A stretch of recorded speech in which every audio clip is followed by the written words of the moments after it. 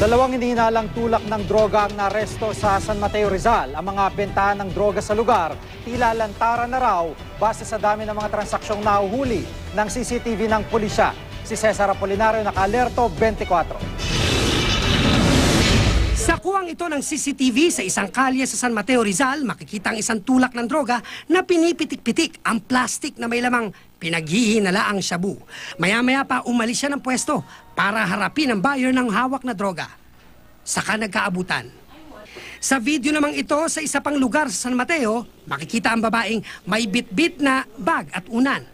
Ilang minuto pa, may dumating na tricycle na ayon sa mga otoridad ay sakay ang buyer. Agad nagkaroon ng transaksyon. Kaninang alas 12 ng madaling araw, isang sospek sa pagtutulak ng droga ang nahuli ng pulisya sa isang barangay sa San Mateo na nakilalang si Juanito Santos. Walang kuha ng CCTV pero ayon sa pulisya, positibong nagkaroon ng transaksyon. Habang isinasagawang operasyon, nakuna naman ng CCTV ang isa pang transaksyon sa isang lugar na ayaw ipabanggit ng pulisya dahil baka mabulilyaso raw ang follow-up operation. Dito makikita ang isang lalaki na may hinihintay na umano'y buyer ng droga. May lumapit na dalawang tao. Hinala ng pulisya, posibleng naitimbre rito ang operasyon ng PNP. Kaya dali-dali siyang sumakay ng FX. Pero dahil nakuna ng CCTV, naitimbre sa mga pulis at nahuli sa mismong harapan ng munisipyo. Katimbre, so niradyo na rin sa mga operative sa mobile natin.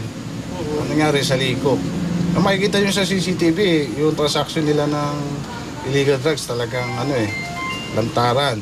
Parehong nasampahan ang kasong possession of illegal drugs ang dalawang suspect. Ayon sa pulisya, hindi bababa sa dalawang transaksyon ng droga ang nahuhulikam sa loob ng isang linggo sa 32 CCTV na nakatanim sa iba't ibang lugar sa San Mateo. Cesar Apolinario, nakatutok, 24 oras.